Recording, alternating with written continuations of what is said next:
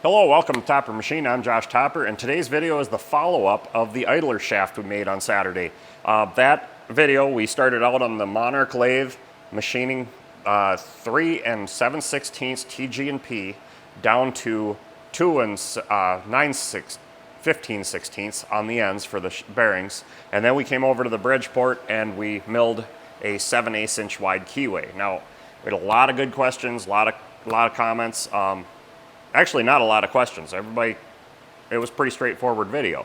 But one question that really stuck out to me is a lot of people, several, did not know what TG&P is. TG&P is turned, ground, and polished. So the bar stock comes into the place that does the work.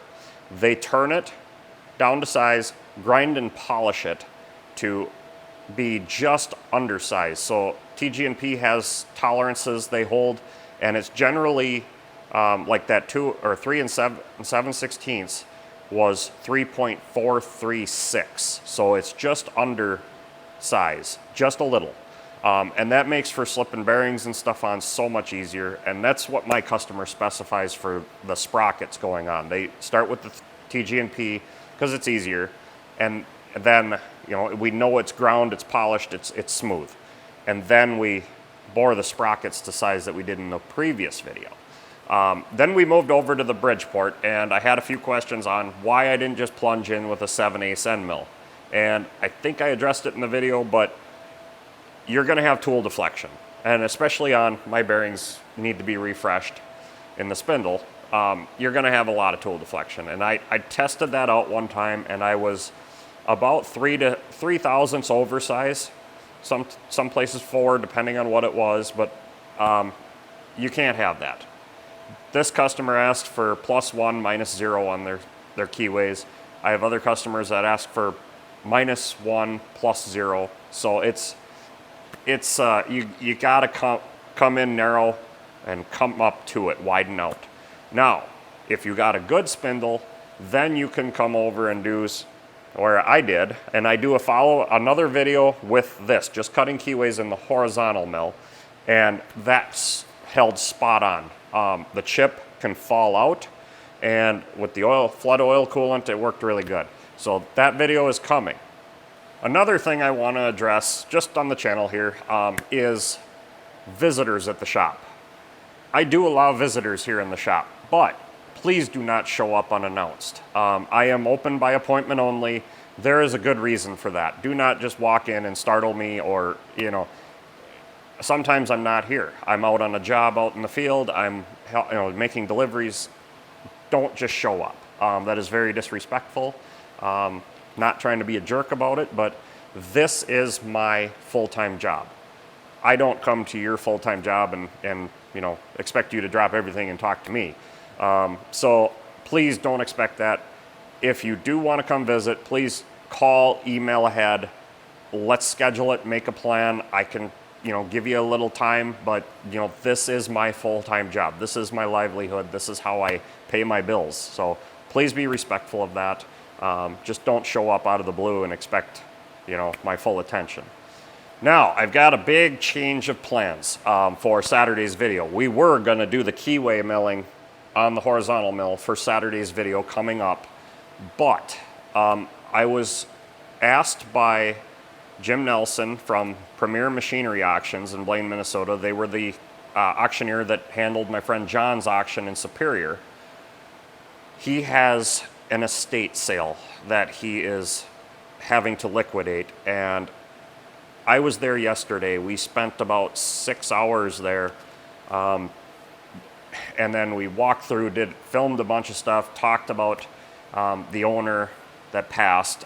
His widow is following through with his wishes and selling everything off. So his name was Russell Gerens from Minneapolis, and he was a very gifted machinist. He was a jeweler, tool maker, watchmaker. I mean, he worked with small stuff, and he was incredible. I mean, I've seen some of the stuff he'd worked on, but he had gotten cancer about 10 years ago. The chemo kind of messed him up, and that's when he started hoarding. And this place is, it's like an episode of Hoarders, but it's not. There's little trails through everything. He's got so much stuff, but it is very meticulously organized for what he's doing. It is just incredible. I have never seen anything like it in my life. My wife and I, we watch Hoarders, and it's just, you know, when Jim called me about this, I'm like, oh, you know, expecting to see urine bottles and garbage everywhere and things like that. And no, it is nothing like that. There is just beautiful, high quality tooling, measuring tools, equipment. It's incredible. So the video for Saturday is the walkthrough of the estate and talking about Russell and the upcoming auctions. And the first auction's next week with an extremely rare jig borer on there. There is also a more jig borer that I have never seen one in this condition. A Bridgeport Series 1J head just like mine, but mint, absolutely mint. There is a coming up, he's got a brand new, he bought it brand new, HLVH Hardinge lathe with every accessory known to man. And then his watchmaking and jewelers machines. He's got so many watchmakers lathes and milling machines and, I mean, measuring tools. This guy collected some of the most amazing stuff. So please watch the whole video in its entirety.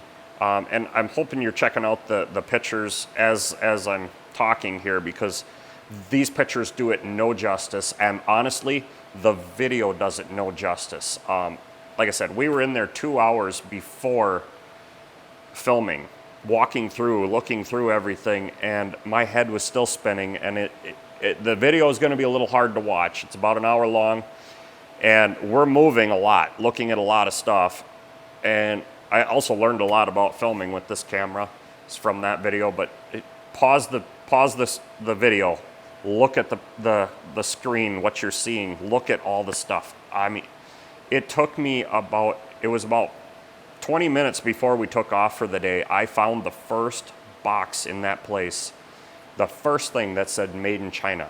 Everything else is US made, amazing tooling, Brown and Sharp, Starrett, you name it. I mean, just high end, beautiful stuff. So watch that video, please. Check it out in its entirety. And please don't beat the guy up for, you know, the hoard. He, you know, it was all because of the cancer, because of the treatment. That's what happened. He had a major shift, as I understand, after the chemo started and that's when the hoard started. Before that, he was meticulous, everything. It was, I can't express enough how important this auction, and it's not just one auction, it's going to be auctions for the next year. So check this out, pay attention. There is something for everybody here. There's amazing, amazing tools, equipment, you name it. It is just some incredible stuff. So please watch that video, share it, get the word out. The first auction is next week, so starts the week after, like Tuesday after the video comes out. So, you know, watch the first auction and watch all their auctions from there on out, and check out their other auctions. They got great stuff. They ship small stuff that can be UPS'd, and a lot of Russell's auction is going to be shippable. So check it out. And I apologize for the video up front. It just a lot of movement, but it's worth the watch and worth bidding on some of his stuff. Some incredible stuff there. So until next time, and so with that, I'll end here. I hope I answered the questions, and just definitely check out his video. And until next time, get out in your shop and get it done right the first time.